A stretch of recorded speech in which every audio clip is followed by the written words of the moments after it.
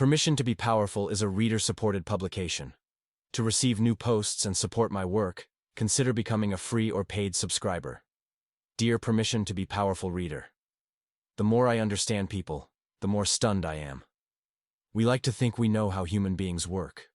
We assume people are logical, that they operate on some shared foundation of truth and reason.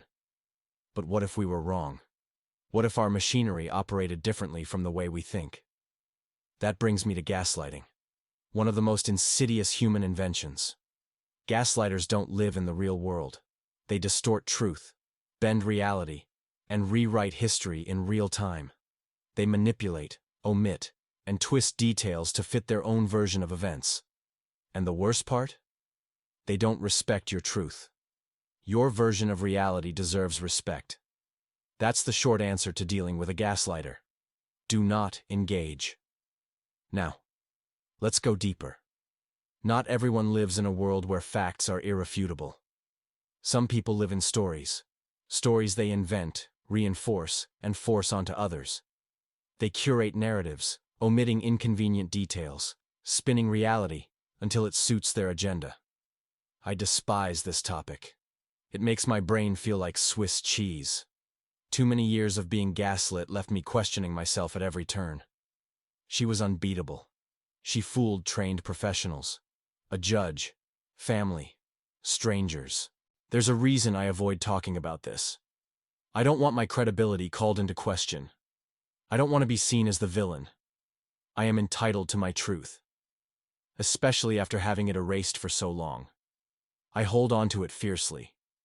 That's why I gave up lying altogether. When your reality is constantly being distorted by someone else, brutal honesty becomes your only lifeline. Because if I let go of the truth, even for a second, I'd drown in the gaslighting. She was unbeatable. Even with a professional at my side, she demolished me. My only option was to walk away. You cannot reason with someone who refuses to engage in good faith. She never listened. She was always sure she was right.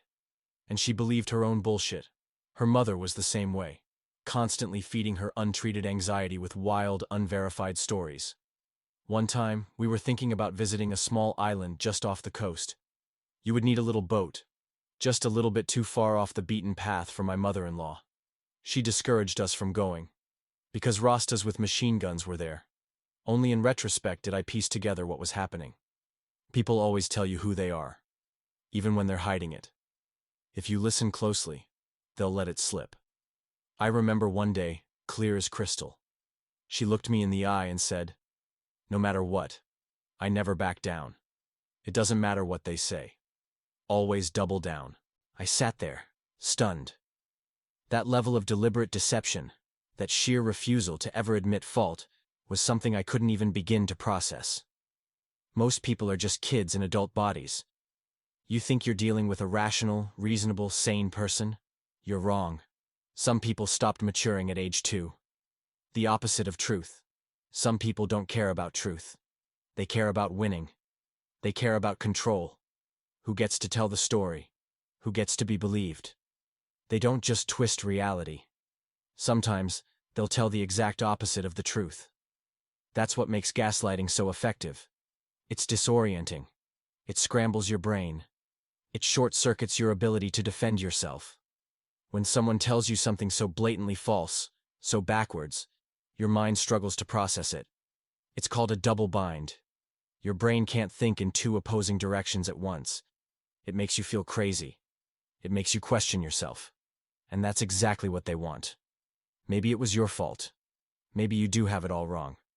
Maybe you're the asshole. That's how they sink their hooks into you. That's how they keep you trapped. But here's what I've learned. I don't allow gaslighters in my life. I can't afford to. They're emotionally violent people. They don't just hurt you. They erode you. They make you doubt your own mind. That's the worst kind of abuse. The moment I understood one day, I realized something. A gaslighter doesn't just want to win the argument. They want to win control over reality itself. They want the power to tell you what happened, to dictate your thoughts, your memories, your emotions. You're not allowed to be a person. No, you're their object. And they will tell you how things are. It's dehumanizing. It's psychological warfare. And the only way to win is to walk away. The price of waking up. Getting divorced gave me a clarity like nothing else. I'd been blind. I missed 90% of what was going on in my own relationship. I was married to a stranger. 8 years, and I never really knew her. She kept her guard up the entire time. She never let me in, and I was too gaslit to see it. Now, I look back, and I see it all so clearly. People operate in layers.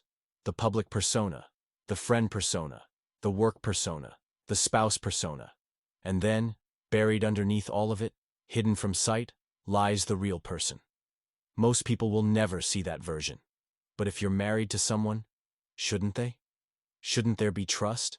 That's what still blows my mind. If you don't trust your own spouse, why get married? It makes no sense. But gaslighting doesn't follow logic. It follows power.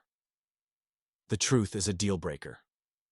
I had been surviving on crumbs my whole life. That's why I didn't see it. I took those same crumbs when my wife gave me them as usual.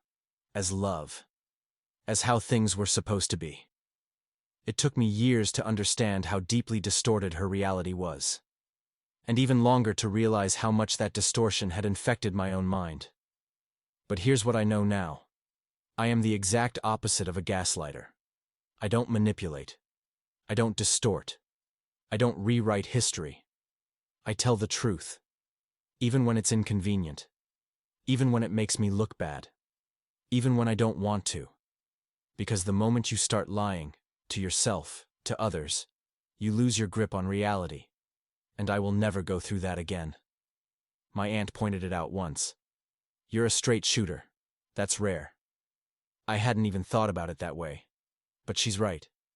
Telling the truth isn't just my policy. It's my armor. Because once you know someone is lying to you, once you see the game for what it is, you're free. And that's a deal breaker for me now. If I can't get the truth from you, I'm not interested. If I know I'm being lied to, I'm out. No room for gaslighters. Gaslighting is a serious offense. You tolerate gaslighting. You enable someone who doesn't mind fighting dirty. Someone who doesn't mind hurting you if it means they can stay in control. I'm done tolerating it. If you treat me like an opponent instead of a person, you're out. If you twist reality to fit your agenda, you're out. If I have to prove my version of events to you as if my lived experience isn't valid, you're out. The only way a person like that is getting into my life again is if they sue me, and I get subpoenaed. That's it. Otherwise, they have no place in my world. Divorce gave me clarity. It wiped the fog away. And in that new clarity, I've realized something even deeper. I have good judgment. I always second-guessed myself too much. I thought I needed validation from others to confirm what I felt. But I don't. My therapist thinks so. I think so. And that's all I need. I don't need to convince anyone. I don't need to argue my truth. Because I deserve better than dishonest and malicious. And I won't settle for anything less. When I'm with someone, I'm with them. And I expect them to be with me. Not against me. I had the very sobering experience of having not one but 2 therapists listen to my story, and they both said the same thing. That's not a relationship. Even more vexing, neither of them elaborated. Sometimes therapists can be weirdly cryptic, and I never understand why. One of them said, I was completely subjugated. Well, that sucks. Gaslighting is about power and dominance. I'm not into people who want dominance over me. Not anymore. Until next time, Anton Dancer, writer, Buddhist. Permission to be Powerful is a reader-supported publication. To receive new posts and support my work, consider becoming a free or paid subscriber.